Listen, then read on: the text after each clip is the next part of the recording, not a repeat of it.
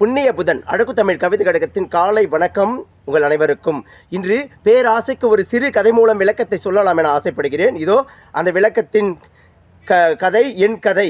என் உறவுகளே, ஒரு விவசாயி தலைமுறையாய் காத்து வந்த தன் பணந்தோப்பின் மூலம் வரும் பணங்களை ஈட்டி தன் வாழ்வாதாரத்தை ஓட்டிக்கொண்டிருந்தார். அதில் ஒரு குழந்தை பிறந்து விடுகிறது. அந்த குழந்தையும் இந்த பணத்தை வைத்து மேல் படிப்பு படிக்க வைத்து அவன் படித்து முடித்தவுடன் வீடும் வந்தான். அவனிடம் 2 வருடம் தோப்பை பார்த்துக்கொள், நான் ஓய்வெடுக்கிறேன் என்று சொன்னார். அவனும் தோப்பை பார்க்க செல்கிறான். அங்கே இடையிடையே இருக்கும் மான் மரங்கள் எதற்கு வீணென்று வெட்டி எரிந்து விடுகிறான். மகசூல் குறைந்து விடுகின்றது. வருமானம் பற்றாக்குறை என்ற நிலைமை வந்து விடுகிறது. அப்பா மீண்டும் தோப்புக்கு வருகிறார். எங்கே இங்கு ஆண் மரங்கள் என கேட்கிறார். அவன் வீண் என்று சொல்கிறான். அதற்கு ஒரு காரணம் சொல்கிறார்.